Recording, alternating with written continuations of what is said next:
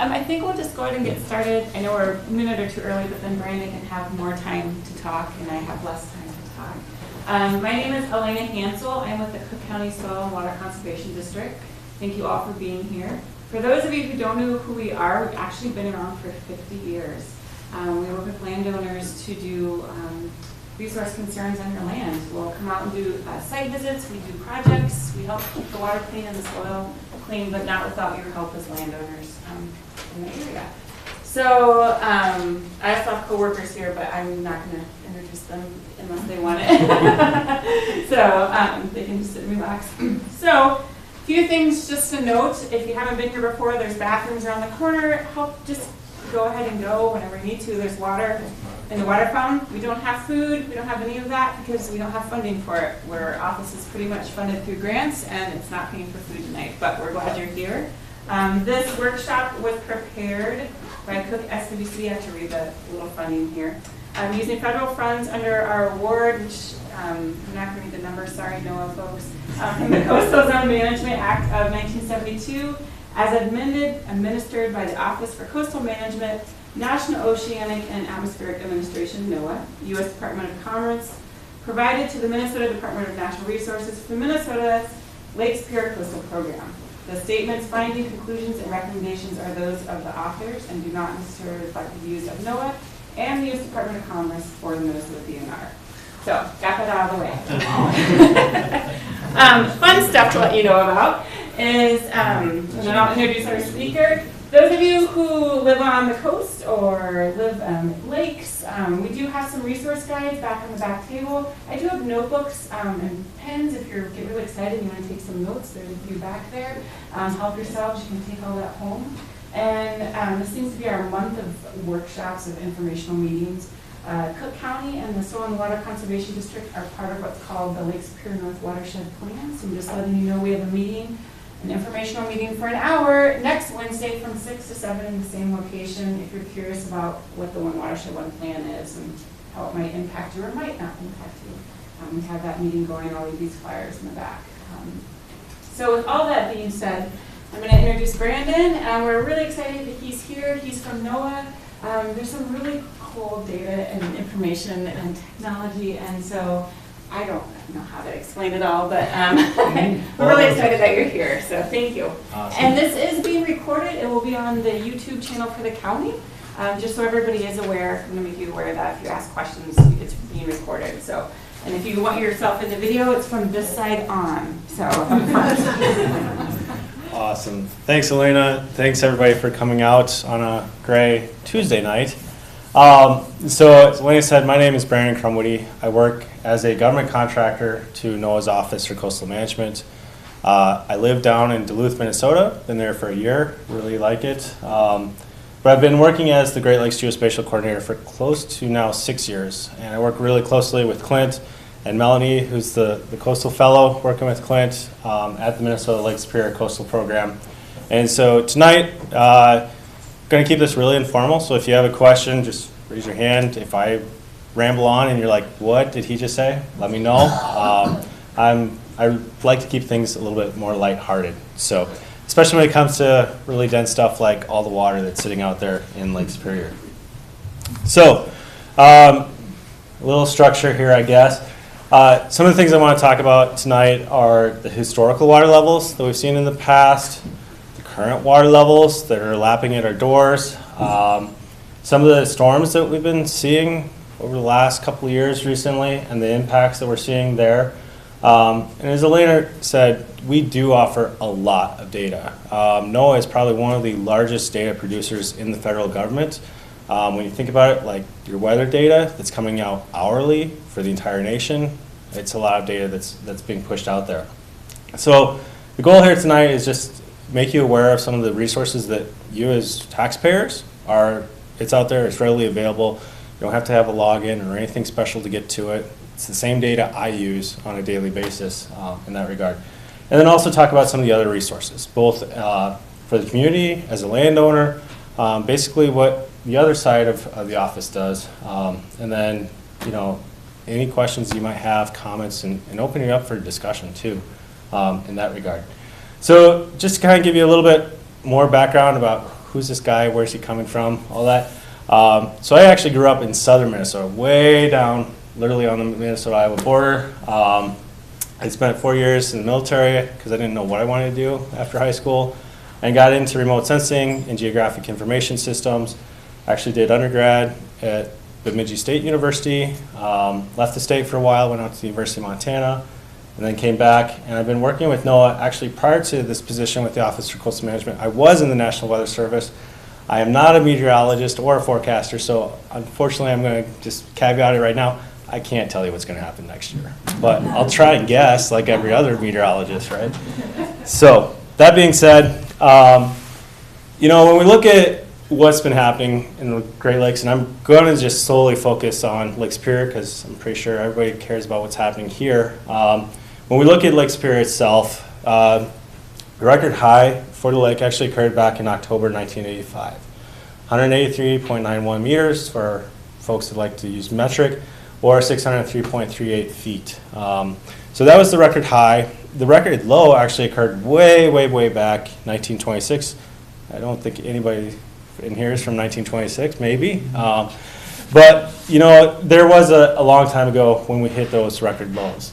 And so when you look at just that change that occurs within Lake Superior, from the ultimate high record to the ultimate low that we've ever experienced, that change is only about 3.9 feet, here or thereabouts. And again, about 1.19 meters. So why is it important to look back to the historical context? Well, it's a game of inches, if you want to think about it. And that is because as of last month, we were shy of the record high by only 1.92 inches. So literally only that much of a difference. And so the current water level in September, just literally last month, was only at 183.86 meters, 603.22 feet, 5 centimeters, 1.92 inches. So when you think about that, there's a reason a little bit of concern, right? We're getting back to that 1985 time period when we're seeing these water levels that are having a direct impact on our shorelines. And so, you know, just for fun, I thought, okay, maybe they want to see some numbers, some data. You know, I like to do back of the envelope calculations. This is a graph showing from 2000 to 2019, and that very low dot, and actually maybe if I can make this work the way it's supposed to. Let's see if this works. Yeah, there we go. So right here, that was March of 2007.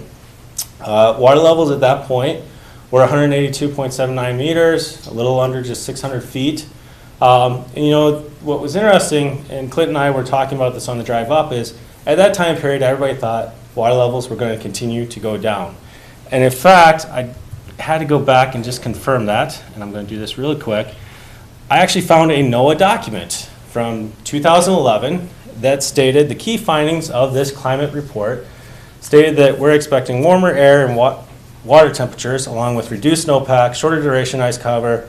You know, there's those first 4 bullets, and the certainty bullet there says lake levels will likely decline. We got it wrong, right? And this just goes to show that the science isn't 100% conclusive. That there are these things that are changing with the climate, that, you know, all of a sudden now we've got a lot of rain coming. It's interesting driving up here, seeing all the streams at high flows. We typically think we'd get low flows going into the fall. That's what we typically see. But we're definitely seeing a change in those weather patterns and the amount of precipitation and when that's happening. And then, of course, you see the associated impacts. Water supply declines, aquatic habitat loss, changes to erosion rates. We do have changes to erosion rates, but not in the way we expected it to occur with lower water levels. It's actually due to the higher water levels right now. More invasive species with a shift in their range. This was due to the fact with the lower water levels, we expected these beach areas to open up. This is really prevalent in Lake Huron, like around Saginaw Bay, whereas those water levels recede. The wetlands don't adapt as fast as the invasive species, and that's why we had a big outbreak of Phragmites. Well, the nice thing is with these higher water levels, it's actually kind of cut it down or mowed it back. And so we're actually seeing a reduction in Phragmites. but not just due to human, restoration efforts. It's due to nature actually taking it back out. So again, just to say, we don't always have it right, and so it's important to think about that when we're looking at these water levels.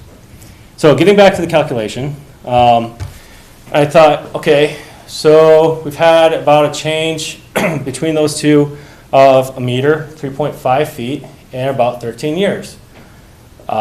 I pulled out the area of Lake Superior, so I'm going to use kilometers just to keep units simple here.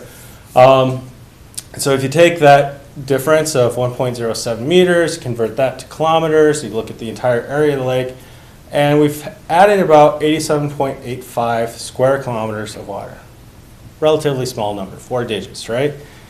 But when you convert that, we've added close to 23.2 trillion gallons of water within 13 years. And I want to say this is a net gain. There's also, we've had losses and gains, but from that time period back in March of 2007 to September of just last month, we've added in that much water. So I was like, okay, how many Olympic swimming pools? Well, it's 35,149,405 Olympic-sized swimming pools worth of water has been added to Lake Superior. And so, again, keeping on with the calculations here, that's basically adding in approximately 59,000 gallons of water per second. So when you think about that scale, you think about how big Lake Superior is and the amount of water that is going through this system, we're talking about scales that's kind of almost unfathomable in that regard. I was joking with Clint and Melanie on the drive up too. I was like, that 23.2 trillion gallons of water, maybe if we charged $1 per gallon, we'd settle the national deficit. But let's not get there quite yet. We're talking about blue economy. That's not exactly the blue economy we're dealing with here. So, but again, so the reason I'm doing all these calculations and things is that water is a force. And so, you look at how things are changing.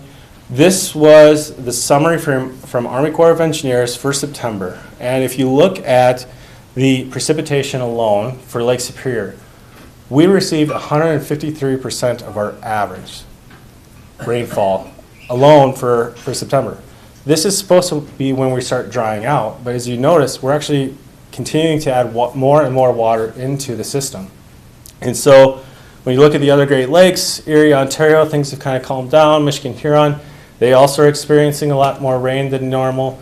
For the Great Lakes as a whole, it's about 127% of the average there. When you look also in the bottom part of the table there, the water supplies, that's cubic feet per second coming into the system. On average for September, we should be getting around 70,000 cubic feet per second. We got 139,000 cubic feet per second amounts of water coming into the system. So high water levels with additional water in there, plus this water coming into the system, this is why things are starting to keep going up. And if you heard last week, there was a report that came out said these water levels, you can expect them to stay at or even potentially above the average starting already back in the spring again. And so this leads into, Could you check on the outflows before you? Yep. So on the outflows there, you'll notice on average we have 83,000 CFS that goes out through the Sault Ste. Marie. In 2019, for September, again, 1,000. And that is actually in regards to they're trying to get as much of the water out of the system at Sault Ste. Marie as possible. And again, we're still seeing water levels hovering where they're at. In fact, if I go back here, this green dot, let's see if it shows up, right here, I mean, we are still peaking out pretty high for our water levels going into the fall. It's staggering when you think about, I mean, literally one of the terms that when I was at the National Weather Service we talked about was atmospheric rivers of water. This shows exactly what we're talking about and the amounts of water that's coming into the system here. But the other thing I want to point out is this isn't just unique to our geography. What you're seeing on the screen here is a map of year-to-date precipitation for the lower 48 states of the U.S. And as you notice, pretty much the entire eastern half of the U.S. is above average and, pretty wet overall. And so, thank you. Let's see so I don't burn people's eyes out here. And I don't know if that's going to show up on the screen. But overall, like I said, we've experienced flooding in the Mississippi River. They're still dealing with flooding there. We're dealing with high water levels in the Great Lakes area here. And just overall, it's a pretty wet condition that we're dealing with nationally. So all that water, it's out there sloshing around. Then you start adding in wind, and you get these large storm events. And so this is a graphic actually from last October, and I was joking with Elena on the phone yesterday. I hope this is not a precursor meeting to what to expect in 2 to 3 days for the Lake Superior here.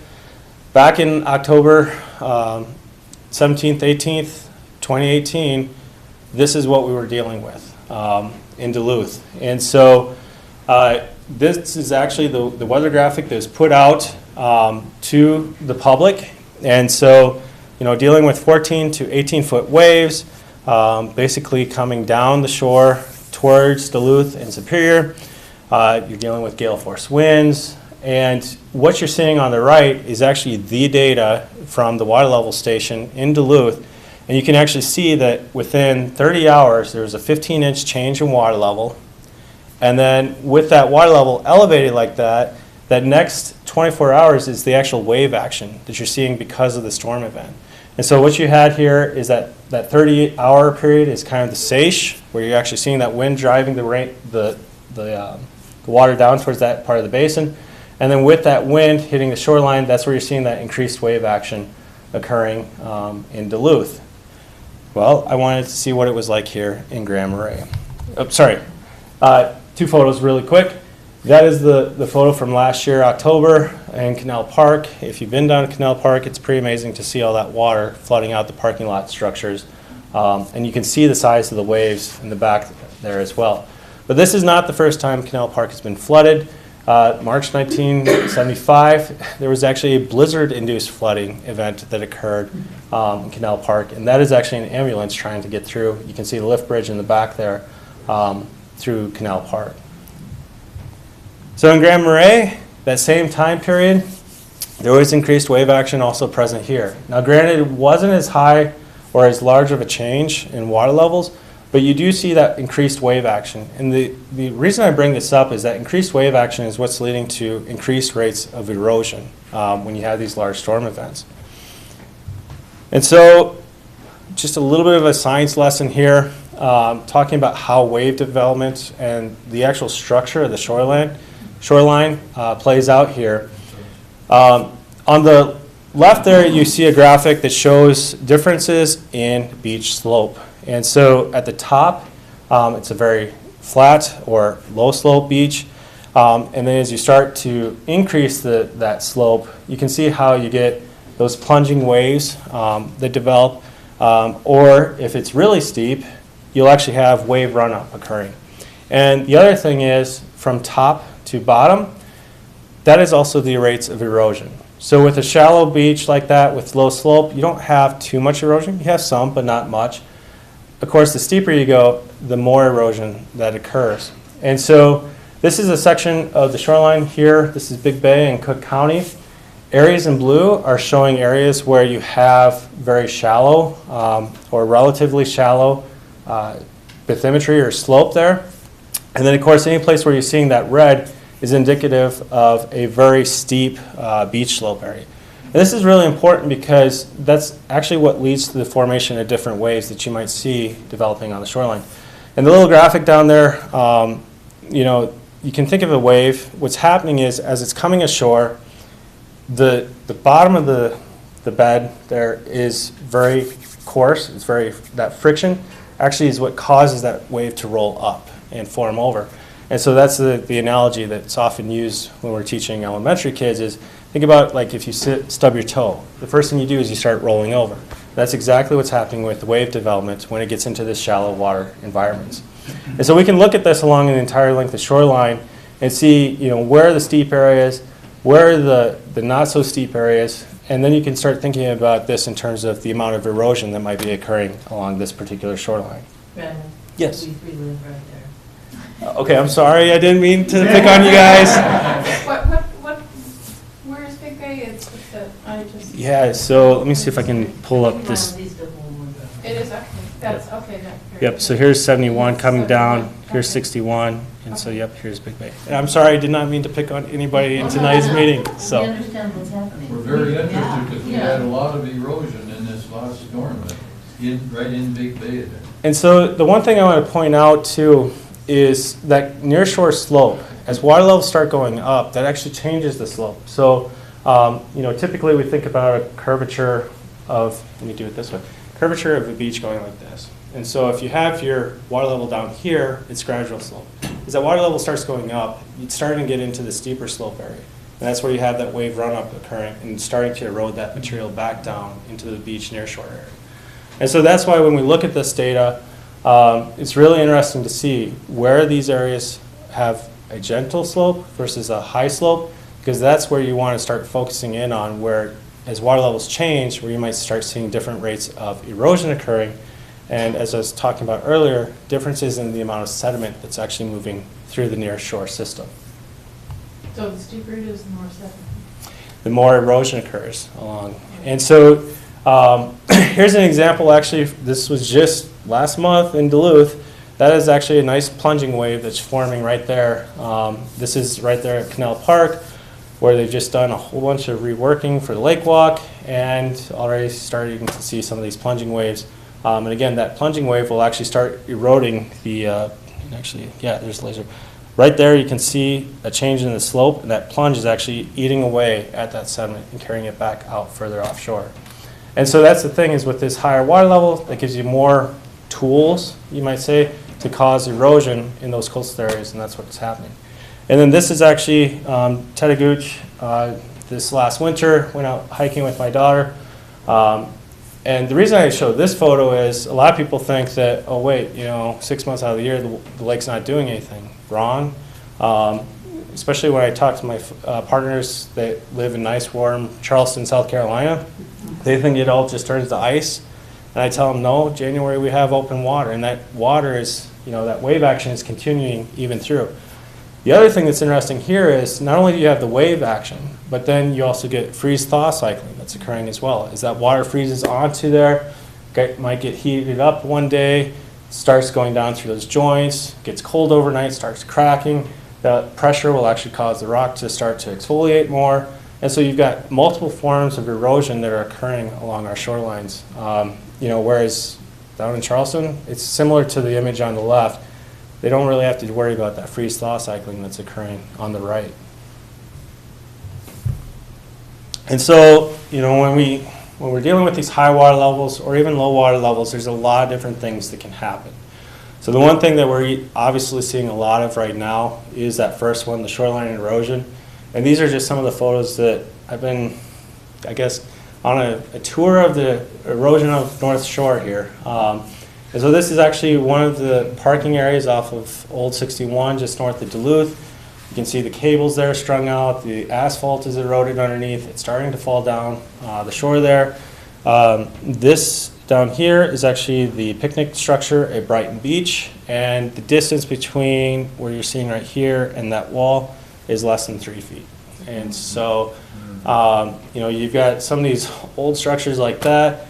Do you pick it up and move it? How do you do that? What's the cost associated with it? Is it even worth that cost? And that's something like the city of Duluth has to deal with, And it's one thing if it's happening, say in one location, but this is actually inside the Bay Area where, you figure you're protected. You don't have the direct wave interaction, but even inside of the Bay there in Duluth, we have erosion that's occurring there due to precipitation and rainfall coming off from the shore. That wave interaction coming from the other side, the sediment washes out, and the next thing you know, you've got caution tape and marking it off, do not use.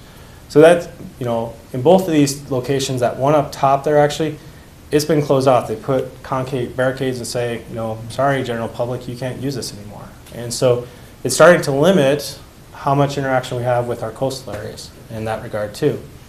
As I mentioned earlier, with all this water, it's a moving agent, and so you do see a lot of increased sediment transport occurring.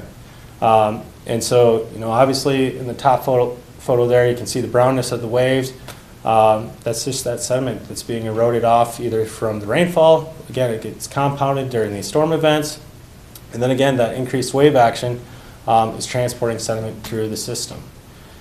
We also are seeing a lot of this, alterations to stream and river mouths, where you've got, typically during periods of low water levels, those streams would be able to carry sediment directly out into the lake, and it'd be carried off further. With these high water levels, that causes the streams to actually slow down their transportation capabilities. That sediment gets deposited out, and the next thing you know, these streams are actually closed off, not hydrologically, but definitely in that sediment carrying capacity from delivering sediment back out into the lake. In fact, it's just interesting, I was fishing north of town here up on Kimball, and I couldn't believe the entire stream was just closed off. But nice thing for fishing, that's where all the brook trout were kind of hiding out down there too.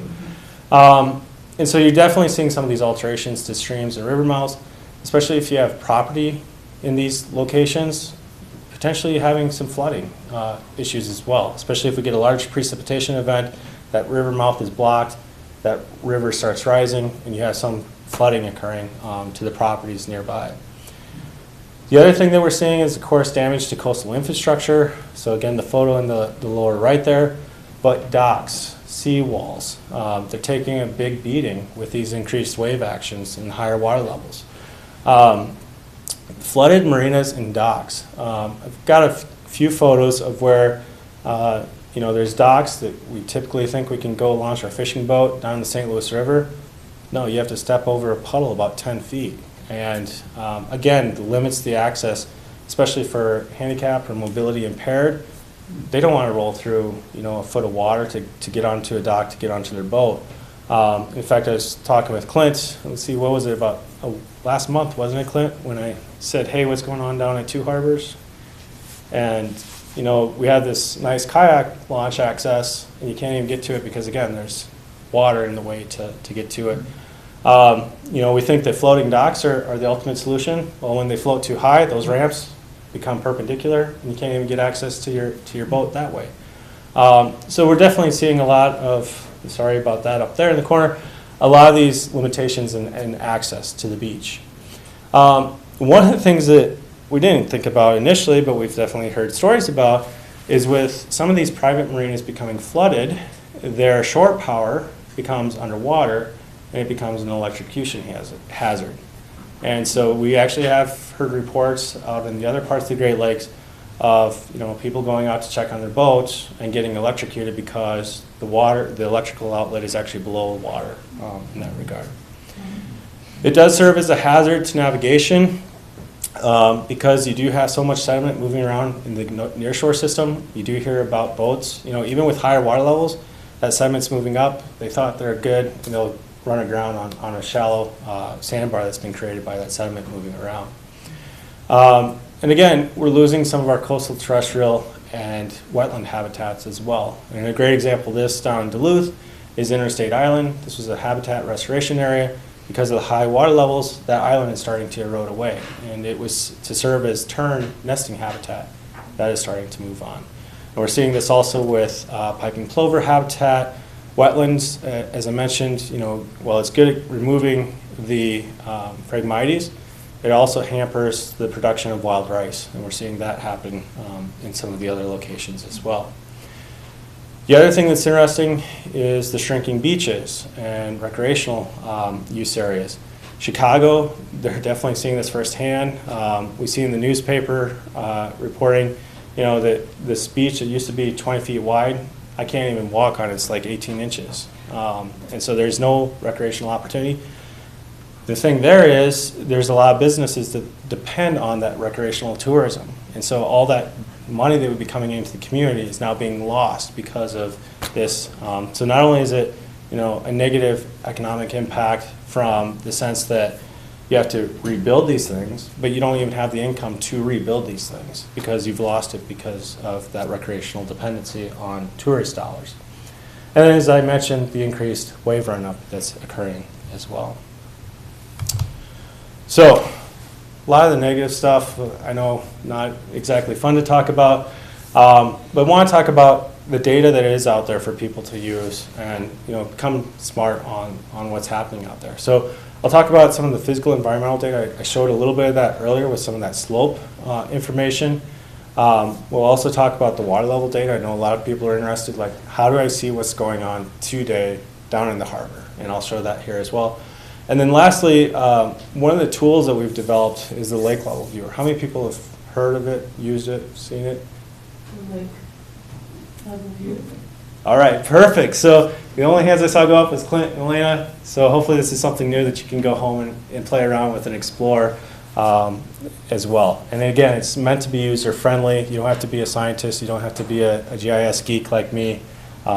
It's out there for people to use. So what I showed you earlier is what we work with quite a bit, and those are digital elevation models. And so what we use these for is a lot of different things. I showed you earlier how we can look at slope. Here we're looking at both the terrestrial in that green area as well as the bathymetry, so showing you what's offshore in these different locations. In this case, this is at the mouth of the Brule River here in Cook County.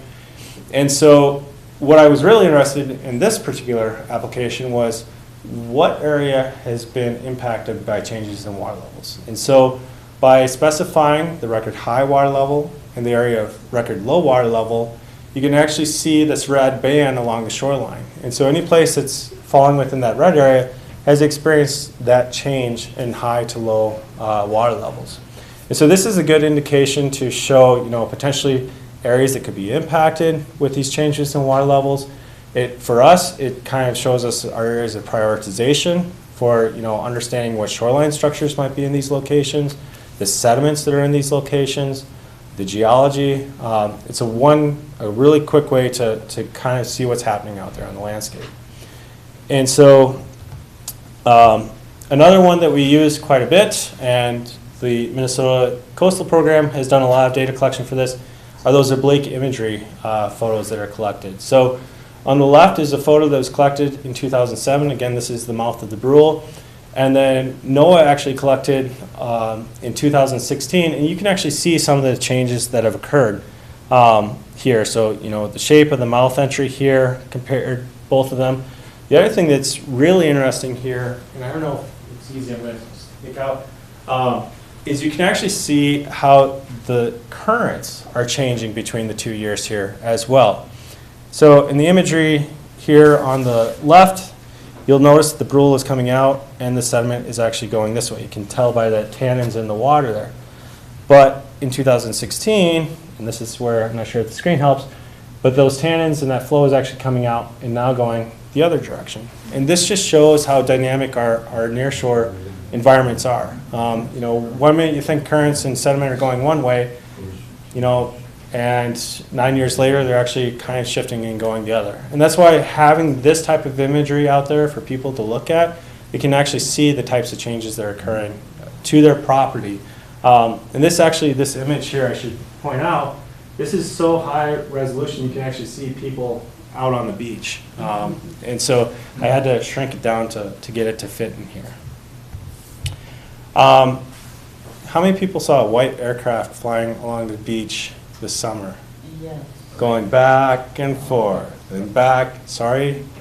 Well, now I know. Now you know. So what it was is those digital elevation models that I showed earlier are created from the data that's actually collected by this aircraft. So what this aircraft is actually collecting is a suite of data. So the first thing that it's collecting is LiDAR. And LiDAR data is actually what helps to give you, it shoots 1,000, actually it's more than 1,000, but multiple beams of lasers across the terrain. And it actually can give you that elevation information. So it gives you an X and a Y, so that's your geographic coordinates. It also gives you a Z, so you can actually tell the elevation, or it also is able to get nearshore bathymetry as well, so how deep the water is. The way that it does this is it actually uses two lasers. One is in the near infrared, so you don't see it, and that's what collects information about the topography or the terrestrial area. It also uses a green laser, and that green laser, because it is so bright and so intense, it'll actually go through the water And depending on the substrate bottom, will actually reflect back up, and that gives you information about the bathymetry, or what's underneath the water. In addition, this is also collecting high-resolution imagery on the frame of about 3-inch spatial resolution, so we can actually tell the make of the car that's sitting in the parking lot, and the color and everything else there. And then there's also a very high-tech sensor that actually collects hyperspectral. And hyperspectral, we think about red, green, blue, that's what we typically see. Hyperspectral allows you to see that, and then, in this case, up to 128 different bands within the visible spectrum. And that allows us to do things like vegetation mapping to the species level. It allows us to tell if that was tannin or sediment that's coming out of the river as well. And so it's collecting all this data along all the shorelines of the Great Lakes, as well as across the country. And the goal is to actually do this every 5 years so that we can actually see what changes are occurring every 5 years. And that's a really important data set that we leverage quite heavily within our organization. And so, yeah, sorry if you saw that playing back and forth during the summer. So, the other thing is the water levels data. And so I tried to make this interactive. So if you have a smartphone and you actually point it up here at the screen, it should see this little code thing. And it'll actually take you to the exact website. So I'll let people, if they want to try it, you can. But the reason I wanted to bring up a map of Lake Superior here is to actually show, not only the location of the water level stations, but also the lack of water level station data. For Lake Superior, we only have 7 stations, of which Grand Marais is the only one between here and Duluth and Thunder Bay. And so that station here in Grand Marais is very valuable for understanding what is happening along the northern part, and especially here in Cook County. So I don't know, are people able to get to the website? Can you maybe explain how to do it? Yeah, sure. So if you have your smartphone, let me do this for you quick. If you go to your camera app, most of the new camera apps should be able to see that QR code, and it will actually give you a link at the bottom. If you click on that, it will actually take you to that website. So this way you can all kind of play along. And I've got several more of these along the way. So, like I said, it's really unique to see just this one data point explaining everything that's basically happening from here down shore. And this is one of the things we're definitely trying to get more and more information on, is getting more of these water level stations out in the Great Lakes so we can understand more of the dynamics of these storms. Because the big challenge is these remain operational throughout the year. They may freeze up in the winter, but buoys, on the other hand, that do get deployed out in the lakes, those have to be pulled back in during the winter season. And so we lose a lot of that data from what's happening out on the lakes and depend more on these water level stations. And so for those that may or may not know, this is the Grand Marais water level stations down here on the bay. If you see that big NOAA, we call them the logo a meatball, that is the water level station itself. And so I just pulled up here for example, this is from October 8th from last year to October 8th of this year. And so what I just wanted to show here is that annual variation that occurs with water levels. And so just to show here quick, here it is decreasing through the winter. Here is January coming down. Here is April last year. And so here's from April all the way up to July. You can see how quickly that water level shoots right back up. And again, we had a very wet spring, good snowpack. And so, we've kept at these high water levels throughout the summer. High water levels throughout the summer, these storms, that's what's leading to a lot of the erosion that we're seeing along the shoreline. So I mentioned the tool that we've created. This is NOAA's Lake Level Viewer. And so I'll come back to this slide and let you guys take a photo here in a little bit. But what we did was we created a tool based off of the needs we heard from the coastal community. It was funded by the Great Lakes Restoration Initiative, and it fills an important gap.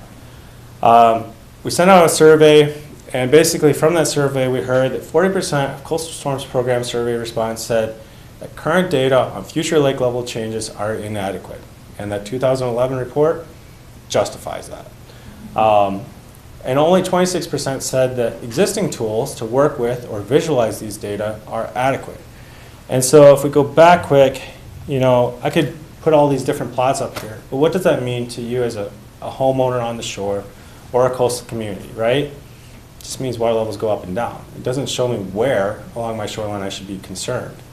And so from this tool, and actually I'm going to go ahead and launch this since we do have internet, you can actually select any of the Great Lakes, and we can go ahead, since we're here along Lake Superior, we'll select Lake Superior. And what this tool actually allows you to do is change those water levels to simulate what it might look like along your part of the shoreline. And so we'll go ahead up the shore here. And let's see where I'm at here. So there's Cascade River. Any place in particular people want to go? Devil's Track River. Devil's Track, that's further up, right? Yeah, that's just east. Cascade. Go on, cut face. And so as I'm scrolling here, the other thing I want to point out, this is that digital elevation model that we're using in the background. And just to show you here quick, it shows a lot of detail along the shoreline here. And so go ahead and scroll up. So here's Grand Marais. You can see where you might see some reef structures offshore if you like to fish. So here is Devil's Track, right through here. And so we've zoomed in as close as we allow in this tool. A lot of people are like, well, wait, I want to zoom in closer to our house. We do limit it because of some uncertainty that we have with the data. Again, it's not 100% accurate. But what this allows you to do is to change and simulate different water levels. And so we step it up by 1 foot increments. And what you'll notice is the shades of the blues change color. You start to lose a little bit more of the shoreline. So here we're at 3 feet, 4 feet. We've never hit these water levels before, but the reason we created this tool is to visualize the what if. What would happen if we did go above the record water levels? And so we can go to a full 6 feet above water levels. What's nice here is the terrain is relatively steep, so you don't see a lot of changes in water levels associated with this. So we can reset it, go back to the long-term average, but maybe we want to see what happened. And the reason we created this tool is actually to say, you know, going back to that report, it said water levels should continue to decline. All right, so we created the tool. What happens if water levels should decline? How much of that shoreline actually starts to be exposed? And so you can actually visualize that as well. So go further up the shore here. Okay, I was wondering if somebody wanted to see that. So we'll go back to the long-term average. We'll go back to Grand Marais. So, and yes, the parking lot is going to be flooded. So if we go up 1 foot, this is just a little shy of the record high water level. We go to 2 feet, and guess what? You're starting to see a little bit of flooding over here. So that's 2 feet. What happens if we go 3, 4, 5, 6. So, you know, this was part of the reason we created this tool, was so that communities could actually see the what-if scenarios. You know, and so in this case, it's the coastal inundation that's happening. But what about navigation? What about public safety? What about people out in their private boats wanting to get around? So as we start to lower water levels, go down to 2 feet. We're just a little bit above the record low period. We'll go a little bit further down. And you'll start to see too, like over here, the amount of beach that's actually being exposed with this. Keep going down, 5 feet, 6 feet. And so this was part of the reason we created this tool. It gives a quick, easy access. Anybody can go to this website. They can pick their favorite lake they want to go to, adjust the lake levels like we just did here, just to see what happens or what impacts. Being NOAA, we like to share our data. So if you'd like to do a lot more data processing, we actually even make all that data publicly available and download free of charge. And so that's the other thing that we find a lot of value in is these digital elevation models that we've spent countless hours processing and generating. People can turn around and use them for habitat mapping, for understanding what might be happening to a private marina in that regard. So let me go back to this. So if we go upshore, there's one area I did see here earlier. We'll go to Big Bay. I know this is gonna, so here is Big Bay. We'll reset it to long-term average. And so we can start talking about, increasing water levels. It's not too significant here as water levels go up, but you do now start to see some of the inundation that's occurring right here along the margins. And then, of course, if we go to 6 feet, we reset this, and now we start lowering water levels. You can start seeing much more of that shoreline being exposed. And so this is, again, potentially if water levels were to ever drop to a full 6 feet, you can actually see the amount of beach area that would be exposed in that regard. Yep, I'll pause here. Any questions, comments on that tool? Really interesting.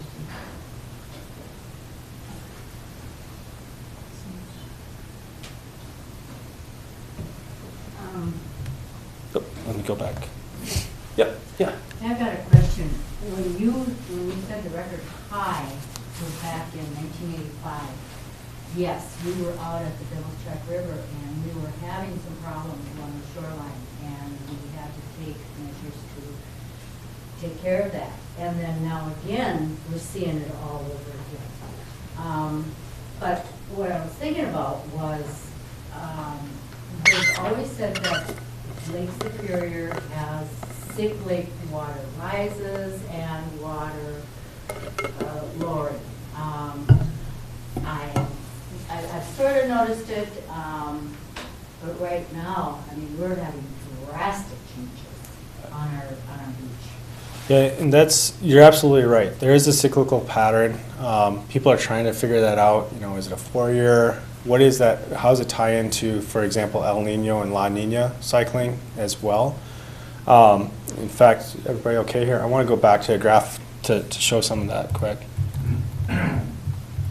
So if we go back to this graph right here. So this is actually the water levels for Lake Superior all the way back from 1918, starting here, to present. And so you do see some of these kind of cyclical, it goes up, it goes down, and then it goes down kind of in that pattern. What I think is setting a lot of people or surprising a lot of people is just how quickly we went from 2007 to where we're at right now. It's only a matter of 13 years. If you look at from 1926 to 85, the other thing I will point out, there was another period where we did have that drastic change, but it was way back here in 1925.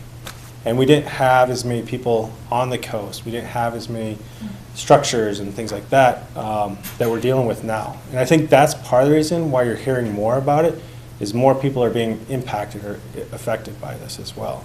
Yeah. I've seen a picture of the beach back then from back there, and it's just a humongous beach.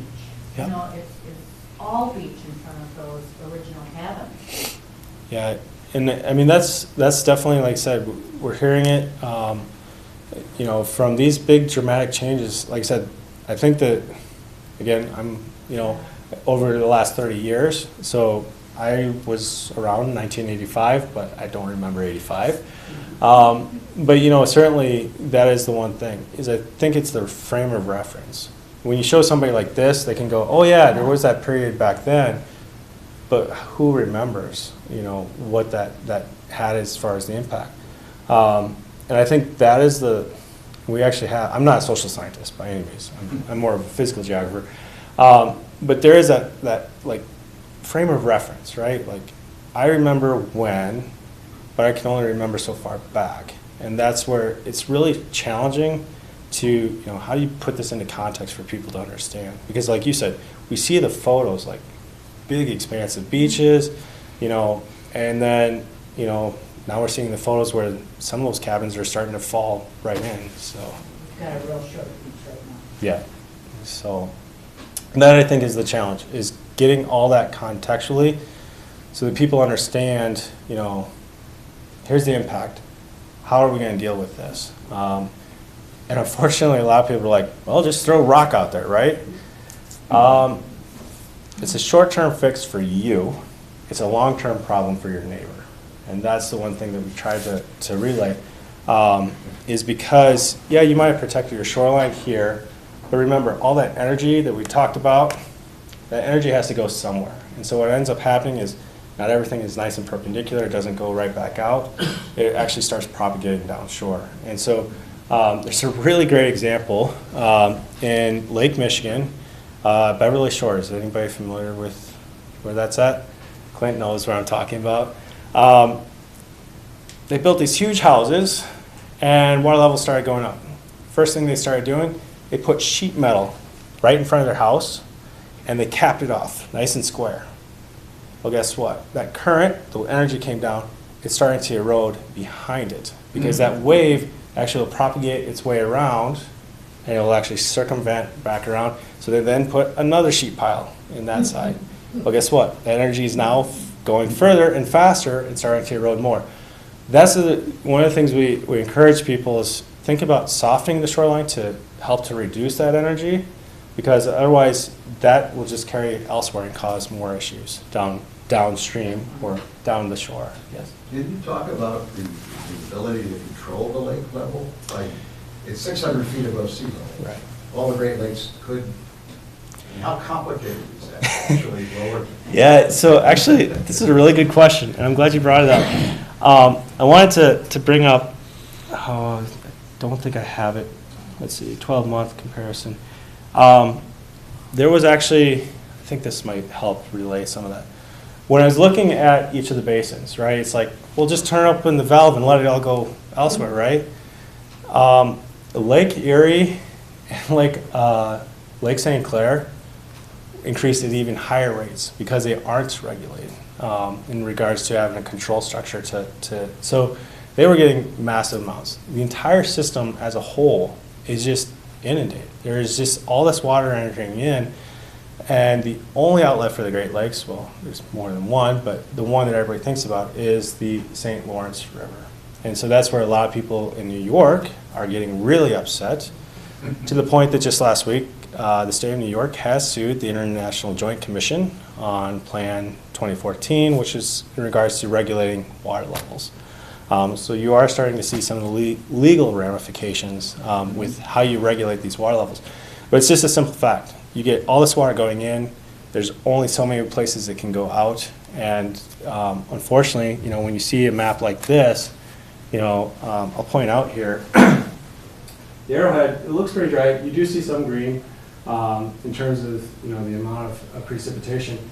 But look at this. This is all green throughout. It's even worse. It's even worse. And so, like I said, Lake Erie, when you look at a plot of its data over the last year, it's just shooting up like a rocket.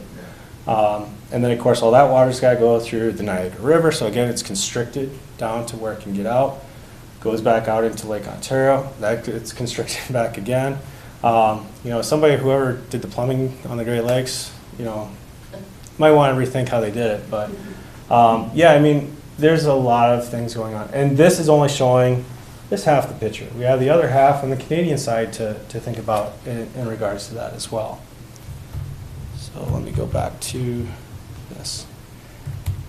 So, and then I just showed you this. This was in case I didn't have internet. But again, just showing the changes in water levels, plus 1 foot, 2 foot, 3 feet, long-term average, -1, -2, -3. And so we actually get that question. Well, what do we do? Where can we turn? What do we got? So as the Office for Coastal Management, we do work across the nation to pull together resources that people from, whether you live out in Washington State or down in Florida, do you have some references or materials we can look at? And so we do have a list of adoption. We hope you adopt these adaptation strategies. And so we talk about things like softening the shoreline. We talk about, you know, what did this community do to help protect itself from inundation? And so there's a lot of resources available on NOAA's Digital Coast. This is kind of our archive of all coastal resources pulled together. We've got data, we've got tools, we've got stories from other communities. And we've actually seen where one community will learn from another, and then that helps to better improve what's happening and helping to understand resiliency in that regard. And so, a lot of people are like, well, what would you do, Brennan? And to be quite honest, it depends on what part of Shoreline you're on. Because what strategies might work for you in this location does not necessarily translate even 200 yards down the shoreline to that other location. As I pointed out, there's a lot of things that go into it, from elevation, bathymetry, geology, sediment, even the tributaries. How much water can they actually push that sediment out of the mouth? One of the things we're looking at right now is like Minnesota Point. You've got high water levels. In Minnesota Point, when you think about naturally how it was created down in Duluth, it depended on sediment being delivered from two locations, coming down the shore along Lake Superior, and then also from the river itself. Minnesota Point is actually sediment starved right now because you've got It's what? sediment starved. Because you've got canal, the shipping canal is actually stopping sediment coming from down lake, and they're dredging the harbor for safe navigation, which prevents that sediment coming in from the bay side. And so Minnesota Point is actually losing, it's got a net loss of sediment that's happening to the point where they're actually now dredging the materials from the harbor and the bay and pumping it directly onto the beach just to help preserve the beach with these high water levels. And so that is one of the strategies, moving sediment to help with maintain things. This is actually one of the things, and I don't have the photo here, but we've got some really good photos on our website, like on the salty shores. Everybody's worried about sea level rise. Come look at the Great Lakes. We're already dealing with what a change in water levels of 3 feet looks like. And what's interesting there is they've got barges offshore pumping sediment back onshore and bulldozers moving it along the shore. And so that is one of the strategies that they're using to maintain beaches in that particular location. Would that work here in the Great Lakes? Probably not here in Grand Marais, but maybe we'll have white sandy beaches, I don't know. Black beaches, yeah. So that's the one thing we try to point out to folks is there's a wide variety of different solutions out there. And the biggest thing is just getting smart, seeing what's out there and leveraging it. So. Why did they limit the lake thing to 6 feet only? For the lake level viewer? Yeah. No, that's a really good question. So to be quite honest, it was so much data we were crashing servers. So I should point out the lake level viewer was based off of another tool our office has created, which is the sea level rise viewer. So the sea level rise viewer was developed to show just a plus 6 foot change in water levels. And so for each of those water levels, it's a data layer. So that was 6 there. Sorry, 6. Got it. And so the interesting thing is when we released the lake level viewer, we were doubling the amount of data required to show in that visualization that I just showed you. When we would go to start it up and demo it, we were literally crashing servers back in Charleston trying to push all that data out. So that's the first part of why we limited it to 6 feet. The other thing that we often get asked is, well, why do you do it in 1 foot increments? And it's a similar approach. We create a data layer for each one of those 1 foot increments. So it's a lot of information. Just to kind of show you really quick, I can do this. So let's go here, download. I'm going to click on this. Let's see if this shows it. This, and I should back out so you guys can see the coverage. So we have one data set here just for Cook County, and I believe that alone, just that small section of the shoreline, compressed, which means we take all that data and get it down as small as possible, that's 7 gigabytes in size. For the entire Lake Superior, I think we're at 31 gigabytes. For the entire Great Lakes, I want to say it's close to 120 some gigabytes worth of data. And you're going on Canadian shoreline too? Not yet. We've actually, that's a really good question too. We've had such, a lot of people like this tool that we've had Canadians say, well, wait, why didn't you do the Canadian side? And we just told them, we don't have your data. If we had that elevation data. So there's actually discussion about taking that into Canada as well. So part of it too is this was created using Great Lakes Restoration Initiative funding. So again, U.S. taxpayers paying for this, U.S. taxpayers getting what's coming out of this. But certainly, NOAA, we like to make everything open and transparent. We've had people come in and grab the software code that's used to create this tool and do their own thing and generate their own tools as well. So, but yeah, we're definitely open to expanding. In fact, I'm trying to think over in Sault Ste. Marie, we did accidentally cross the border, and so there is some data on the Canadian side there. So since the budget was cut, maybe that's over Canada. So actually, the Canadians, going back to the LiDAR and that airplane going back and forth, they were so impressed with the data here, they said, you know what, we'll start doing it. They've actually collected the same data on the Canadian side. And so that's our goal, is actually to use the data they've collected and bring it into this viewer in the future. And again, it's absolutely so we get a much more complete picture of what's happening in this. So. And I have one more question. Yeah. Do you share this with MNDNR? Just because when they went in and improved our 61, it was like I couldn't get through them to go, okay, the culvert was done wrong for these two flow out diversions of a creek, and ours doesn't work, and theirs kept going in blah, but I couldn't get to the Citadel through it in time. I mean, it would seem to make a lot of sense to be sharing it with. So the data that we're using is the same data that MNDOT. In fact, I've worked with Clint to get the Minnesota LiDAR data. And I don't know, Clint, can you speak to that more with what MNDOT might use?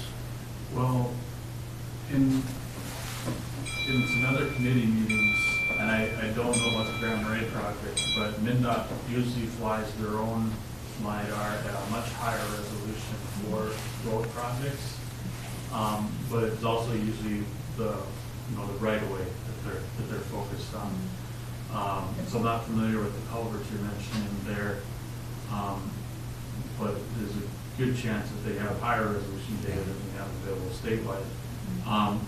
Brennan mentioned helping get some of the inland data. That's part of the Minnesota elevation data that's also available further inland, so like the whole county is covered. Yeah, what MNDOT would be using would be higher, plus they would do their ground survey work too. So, yeah, I'm sorry I'm not familiar with the culvert. Yeah. No, I just was wondering about the coordination of the systems. Yeah. Yeah, that's, like I said, we put the data out there, now whether or not they use it, that's, I don't make those decisions for them. Is that the URL that's written up there that we can access? Yep, so actually it's even simpler than that. Okay. So it is simply, if you go to, let me just pull it up here, coast.noaa.gov/LLV. LLV is the key. Yep, and it's just the acronym standing for Lake Level Viewer. So, so yeah, you can go to, and one of the latest advancements was we increased the coverage with the digital elevation models. We're actually getting ready because again, they collected all that new data this last summer. We're working to get all that data from Army Corps, and once we have that, we'll be bringing that data in here as well. And so what's nice about that is then this gets updated with the latest data, but the other thing that's also really nice is because we have two different time sets of data like that, we can actually start looking at changes that are occurring between each of those. So actually, let me see here quick if I can pull this up. So if you really want to get into the data in the weeds, this is part of the work that we do. Let me just show this really quick. So we use, for that viewer, this is all the data that's going into it. Everything from Army Corps to National Park Service to other parks in NOAA to USGS, academia. We'll take whatever data we can get our hands on to make that data as seamless as possible. And so this is just showing some of the coverage, but getting to your question there, this is one of the things I wanted to show. Oh, this one right here. on the left here, this is actually a data set where we took 2 different years of that elevation data, stacked it on top of one another. And any place where you're seeing some of this orange-red, that's actually coastal erosion, that we can actually quantify how much, in terms of volume, of sediment that's actually been eroded away. Any place where you're seeing like the shades of blue, that's actually sediment deposition. So we're seeing these offshore berms of sediment developing, I think that's only about 20 feet offshore there.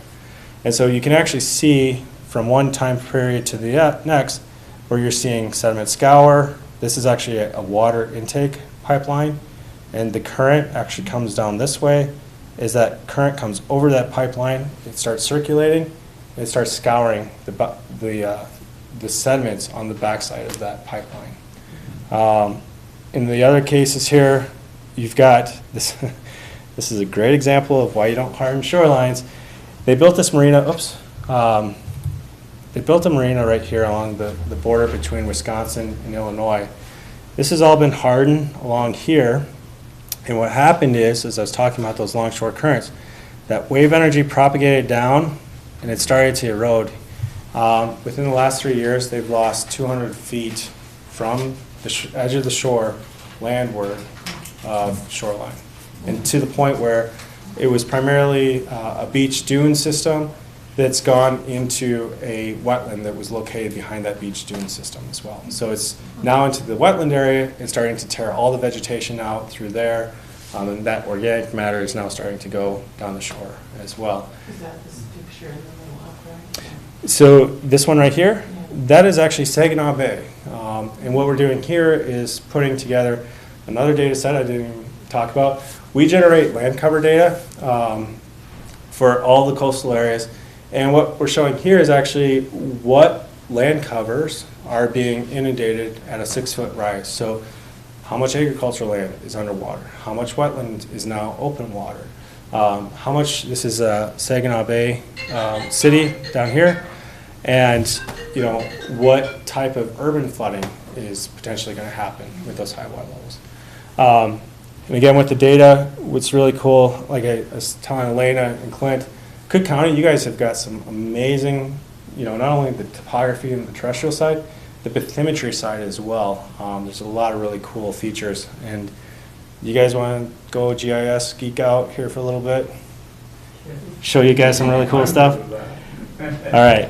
So this is actually some of the stuff I work with on a daily basis, but let me go ahead and turn off the other bathymetry layer.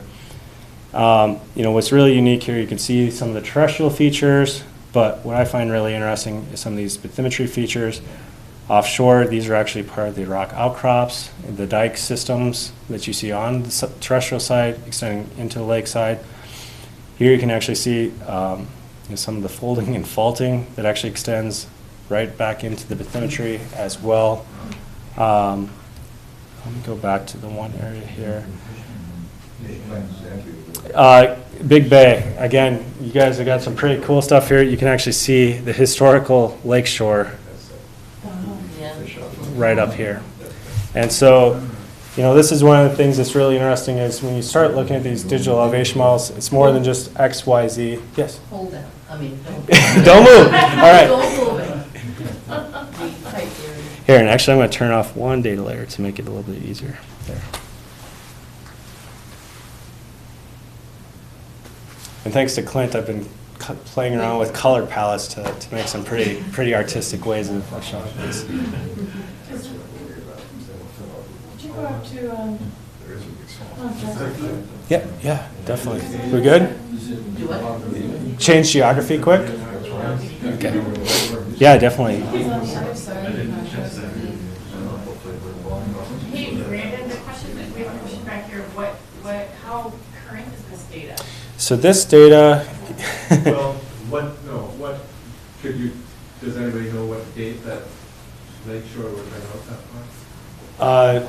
so the historical one, Yeah. that is geological time. So, Clint, do you know? No, but I'm guessing it's in a book written by Professor John Green from UND. It's Environmental Geology of the North Shore of Lake Superior. and you can find it scanned in the University of Minnesota library online, or it might be in your library here locally. With a book written in the mid-70s. And it This was probably what you covers wanted? that. Right on the north side of Mount Josephine. A friend from the tribe told me that they have, you can see where they used to have circles inundated when the shoreline was down low, when there was more shoreline. You just can see how it. Excuse me. So what you are seeing, so this was one of the limitations.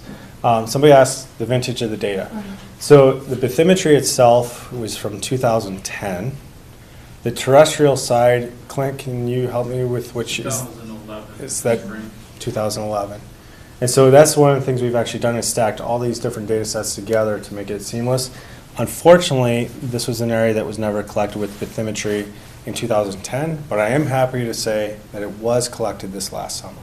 So hopefully within the next year or two, we'll have that data in the lake level viewer. So this will all be filled in with new bathymetry here as well. Could you continue to go a little northeast there? Sure. Clear Bay and so on. Yeah.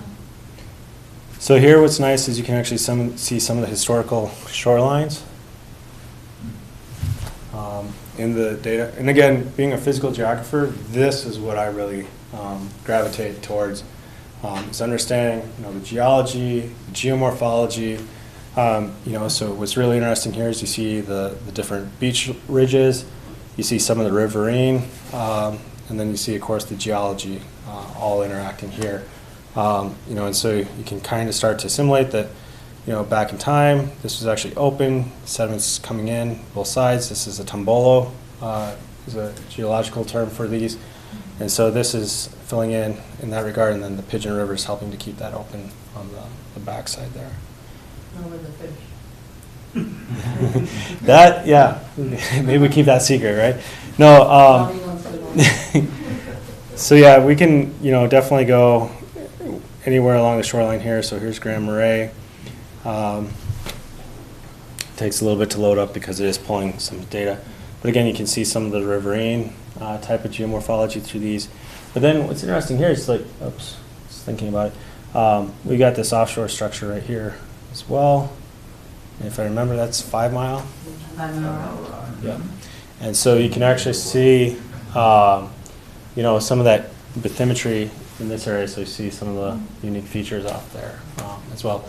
And then you tend to see some of the ridging here as well with water levels that are now actually below where it's at. Has it been done for the whole lake?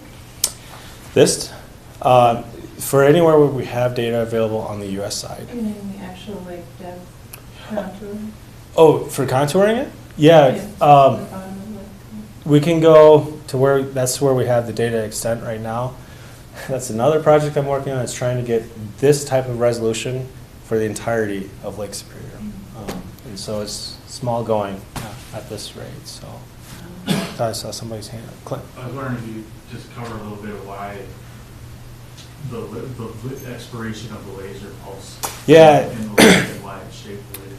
Yeah, so that's a really good question. So I mentioned that laser, it goes down, hits the bottom. If it's a nice white, sandy, reflected bottom, we can get it down to depths of around 30 meters, so about 90 feet. That's, of course, if we were down in the Caribbean. In the Great Lakes here, the best that we've done so far is about 20 meters in Lake Michigan, and you can thank the zebra mussels and quagga mussels for that happening there.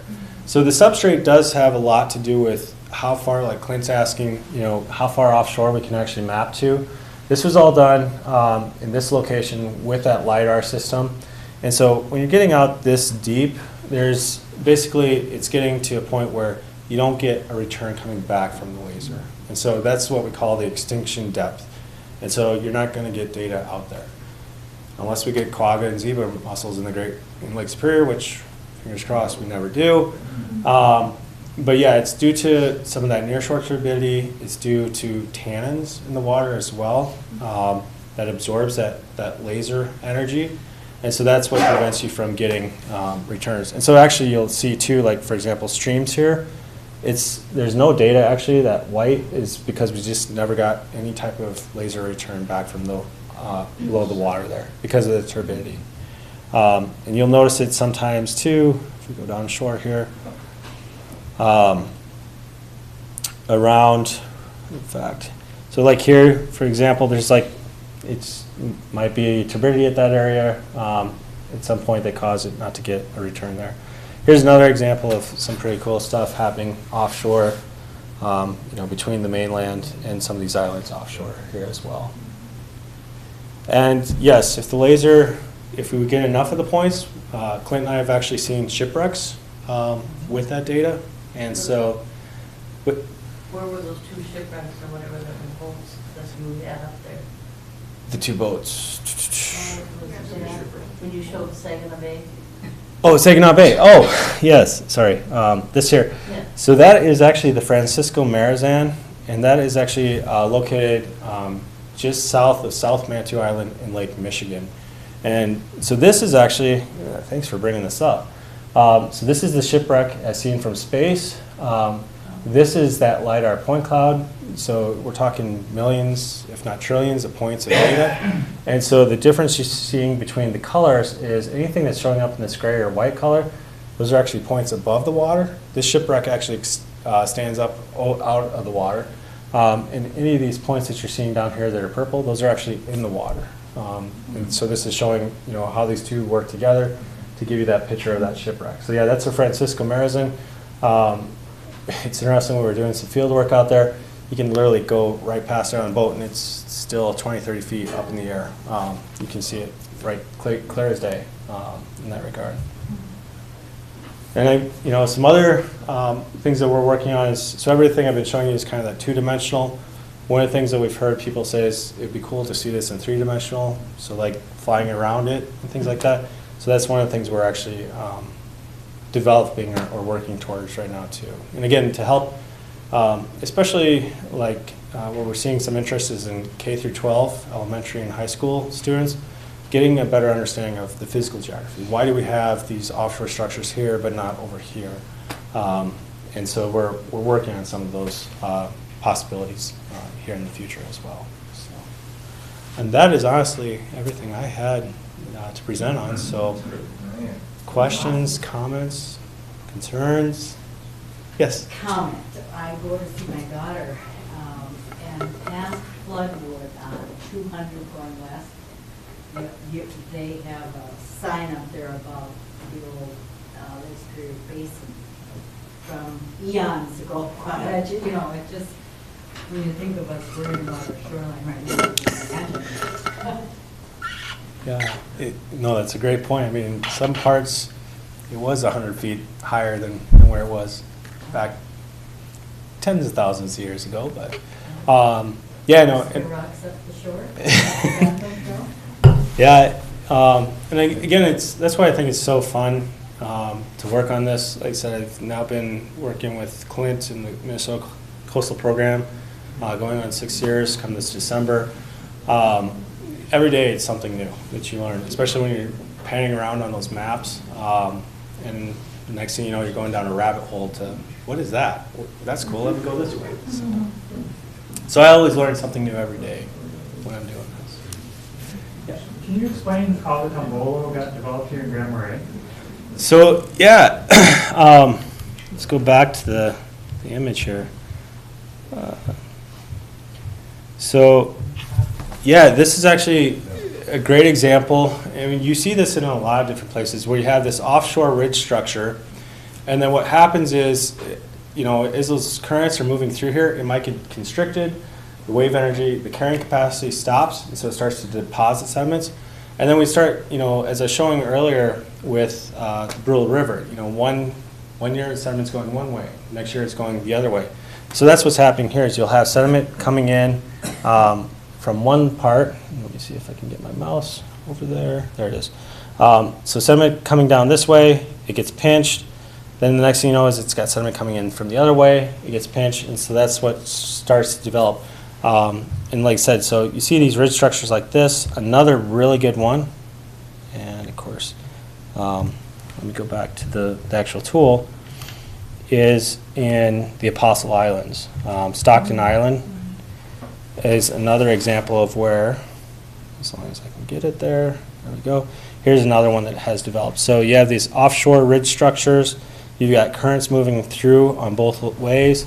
And so it just starts to fill in with sediment. In the case here, let me turn the bathymetry down. You actually get these wetland structures behind those beach ridges as well.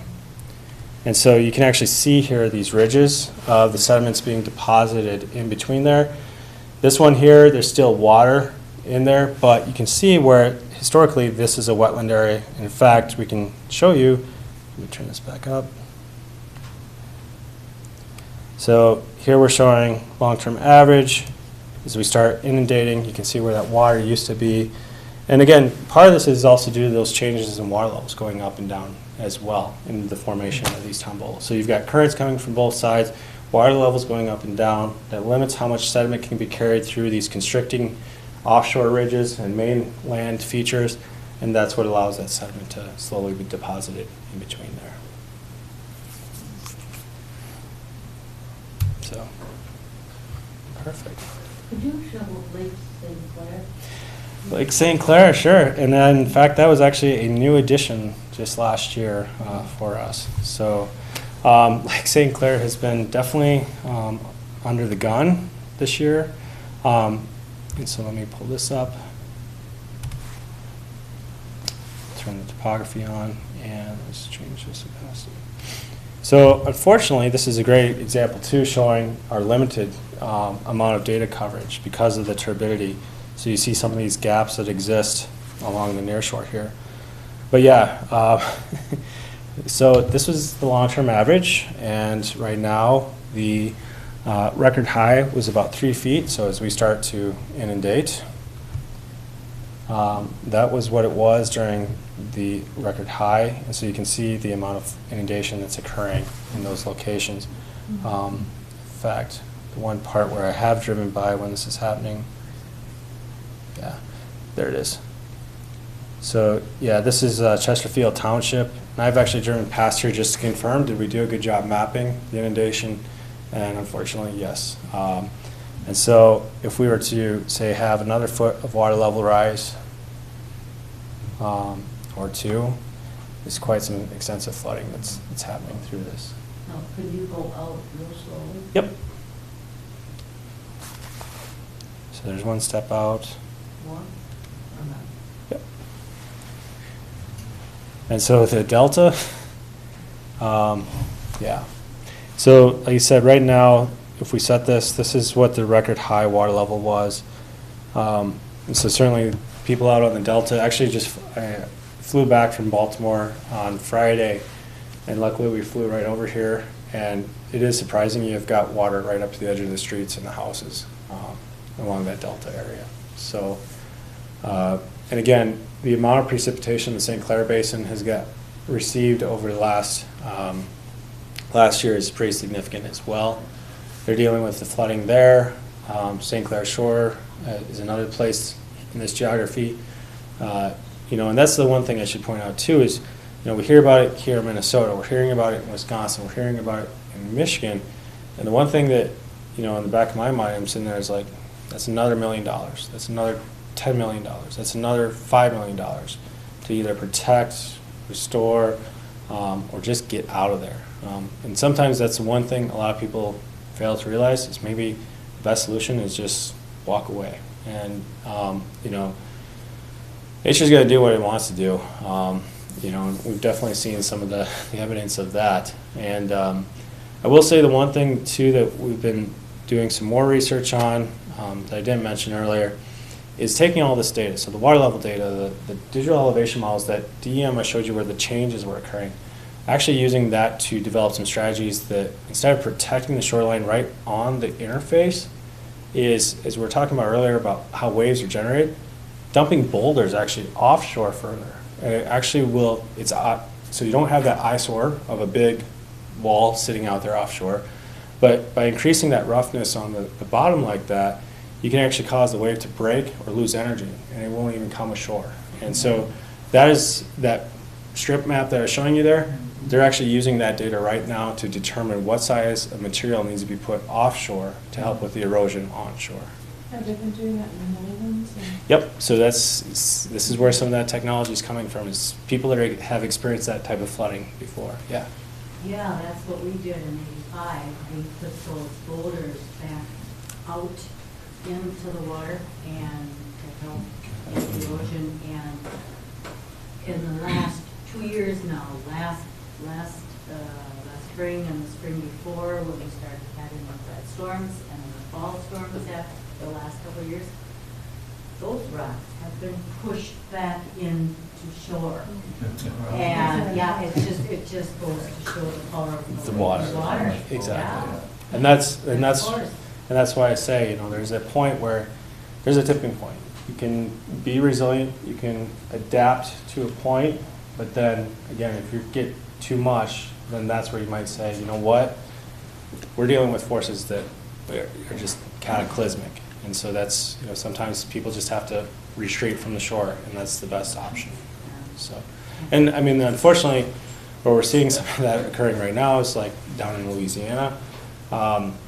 It's interesting, you know, the image that people think of when they hear the term climate refugee, they think of some people living on the islands out in the Maldives or the Seychelles in the Indian Ocean because water levels are going up and they have to move off the island.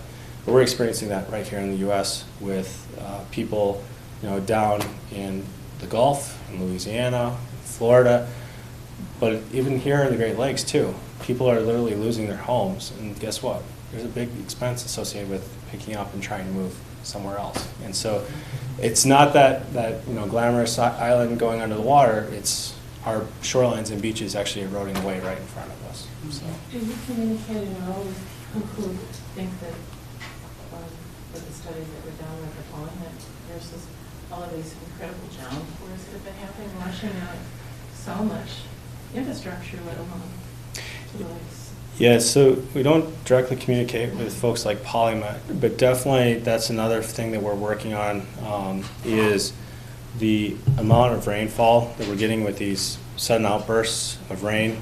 What's interesting is, you know, we saw it in 2012 in the Twin Ports area. We saw it in 2016 in northern Wisconsin. We saw it in 2018 in Houghton and northern Michigan. You know, and people keep saying, well, these are only a 500-year flood event. Well, then why are we having 3 of these in less than a decade? And so, you know, it's certainly, that's one of the things we're looking into too right now is we're talking about a lot what's happening here at the coastal interface. We've actually got a couple projects we're hoping to get spun up where we're actually looking at the storage capacity up in the headwaters, like restoring wetland function so that it can actually store larger amounts of water. You know, so before that water even hits the lake, it's already found its home and slowly making its way. Because that's the other thing we're dealing with right now too, is all this coastal development, all this impervious surface, that just allows the water to immediately get right down to the lake. And so water levels go up much faster. If you can keep the water on the landscape for a longer period of time, you know, slowly allow that water to get down there, you don't see that quick rise in water levels. You see a much more gradual rise. And that allows more time to adapt. It allows, you know, a better understanding and basically gives people time. And I think that's the biggest challenge right now too, is everybody's like, how quickly this is happening, how quickly? Well, if you have all this water coming in really quickly, and you're allowing that water to quickly go across the landscape and quickly into the lake, that's why the water levels are going to go quickly up. Just free wild everybody's yards. Yeah, and that. To be honest, that's one of the things we promote. We work with the Minnesota Coastal Program, Minnesota Sea Grant, and a lot of coastal groups, and we just say, hey, rain barrels, rain gardens, do whatever you can to keep it on your property.